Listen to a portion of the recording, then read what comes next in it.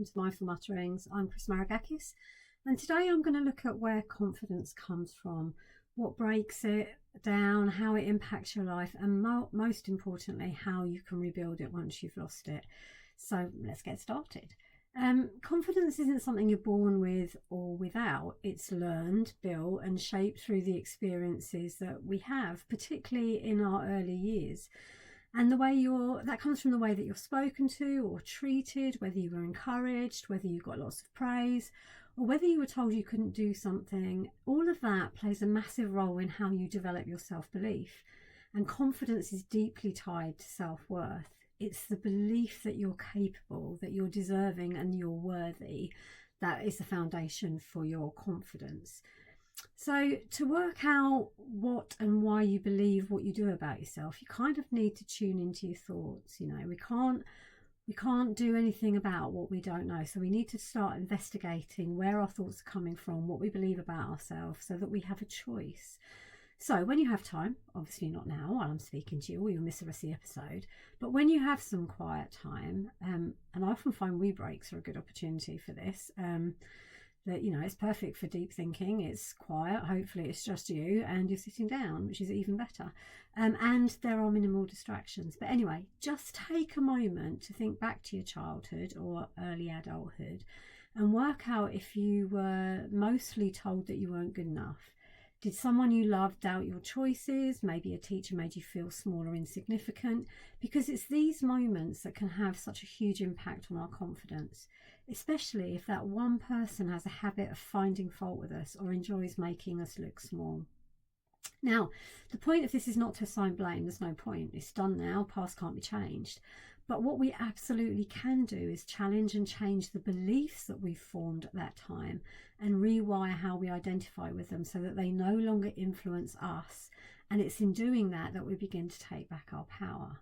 Now, we like things all nice and neat, so it's easy to think that our confidence got shattered in a dramatic one-time event like a big failure or a massive rejection, and that we can hand off the blame to that person or event that happened to us. But that's just a cop-out, excuse me. And in reality, confidence often gets knocked, bashed slowly. It gets worn away bit by bit over time. And that's often through things like repeated rejection. So every time you're turned down or overlooked for something, chips a little bit of your belief away, and you feel less worthy than you did before. And then there's the constant criticism, and this could be from yourself or others.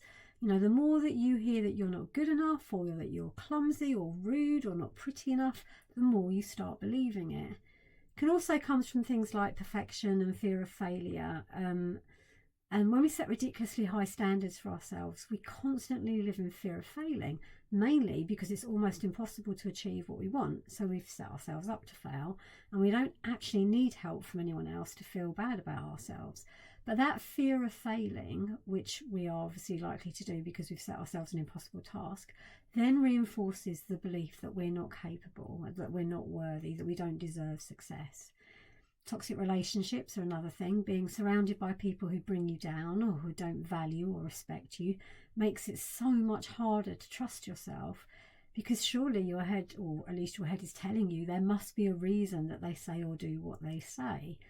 But of course, there is a reason. It makes them feel better about themselves.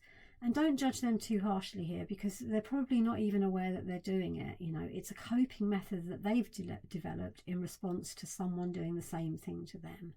Again, with all of this, it's about awareness, not blame. Assigning blame doesn't change anything. And then we come to some of the big heavy hitting things like trauma or unresolved emotional wounds. So past traumas, big or small, and trauma is not to negate what you've been through, but the word trauma is bandied around a lot. And what that actually means is that we had an emotional response to something that was more than we could deal with at the time. So our brain, which is its sole purpose is there to protect us, is tried to do that by just burying it in our subconscious. It thinks we can't deal with it, we'll hide it away, and job done. But the problem is, because it's never been addressed and resolved, it just eats away at us, and we start to use that as our lens for looking at the world. So everything that we do in life then comes from this viewpoint, and that can make us question our worth and our ability to get through life confidently. And then, of course, there's the golden oldie, which is social media, because the comparison game is a major confidence killer. You know, we look at other people's lives and we think that they have it so much better than us, or their business is more successful than us, or their house is more beautiful than ours. But remember, what people share online isn't the whole picture. You've got no idea what that person is going through. You've got no idea how successful they really are. You don't know that they're not driving themselves insane with the voice in their head every night because they don't feel good enough. You just don't know, so don't compare yourself to someone else. And like I said, confidence doesn't usually disappear in one sweeping moment.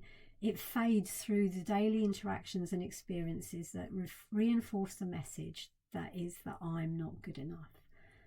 And the impact of low confidence, well, it's sneaky. It doesn't always show up in obvious ways, but it can have a profound impact on your life. It can stop you from speaking up in relationships, whether that's with a partner, a friend, colleague, or whoever it may be. If you don't feel confident, it's so much harder to express your thoughts and needs and reinforce boundaries, or even set boundaries in the first place. It might stop you going from that job or promotion because you're second guessing your abilities and you don't feel that you're good enough. And even when you are qualified for something, good old imposter syndrome, or just plain fear of failing, or worrying about what people might think, could hold you back. Setting boundaries, I mentioned before, without confidence, you might struggle to say no or stand up for yourself. And boundaries are vital, not just for our well-being, but for, drawing a line and having some self-respect. Might hold you back from trying something new. Fear of failure or rejection often stops us from stepping out of our comfort zone.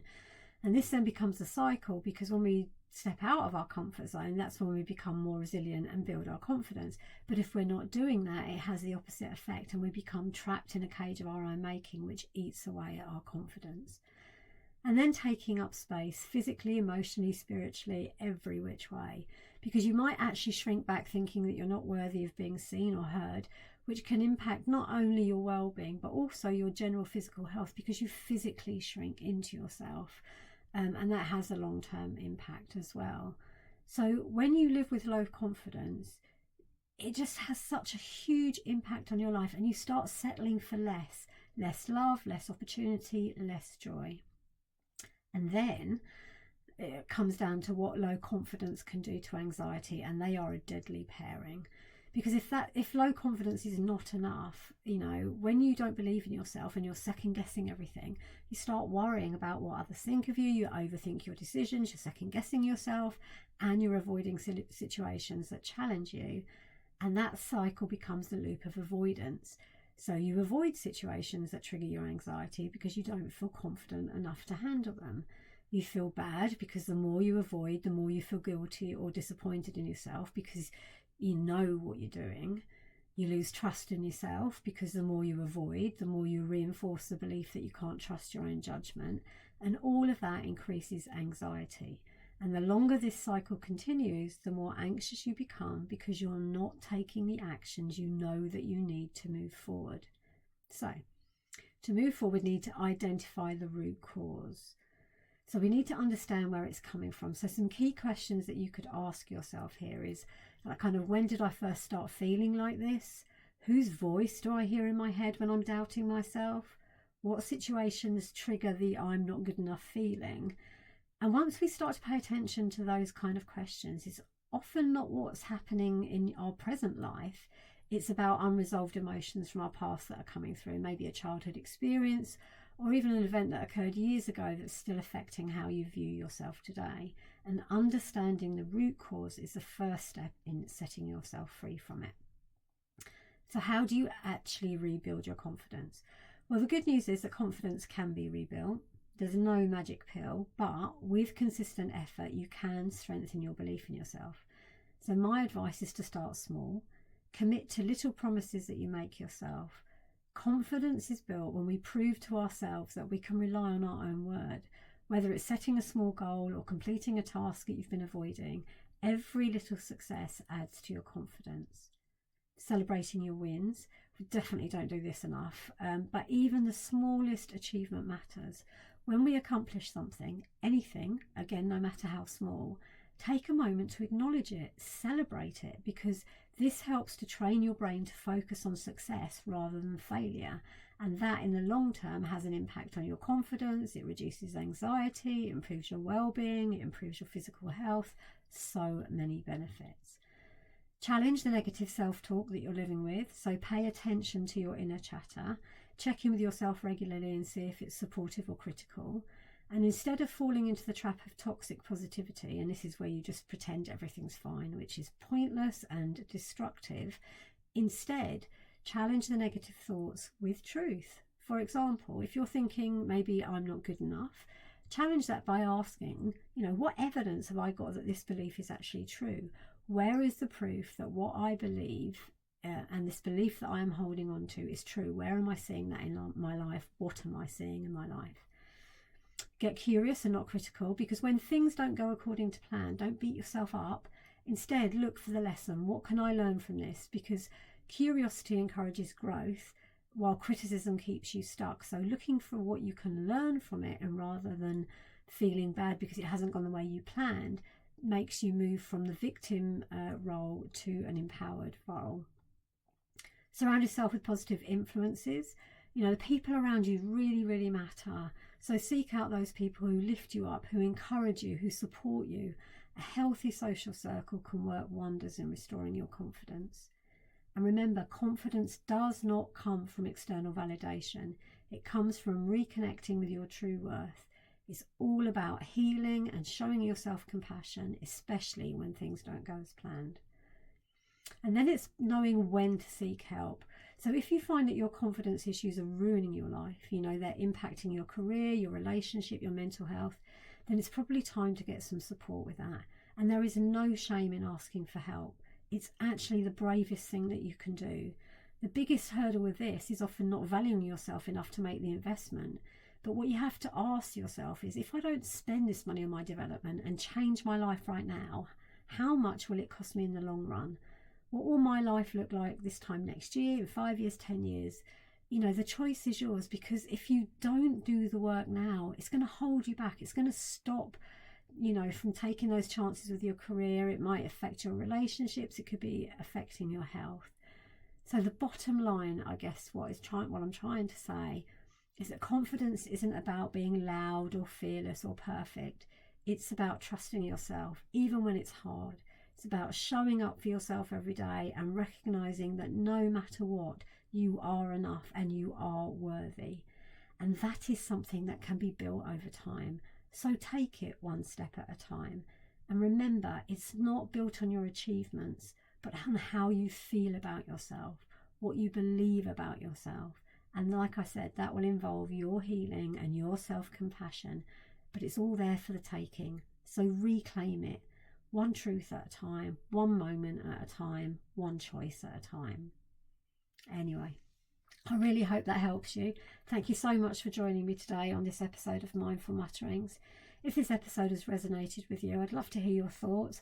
Please reach out to me on social media or drop me a review at the end of this episode. And you can find me through my website, essexanxietycoach.org.uk. Thanks again for listening. Take care of you. Bye.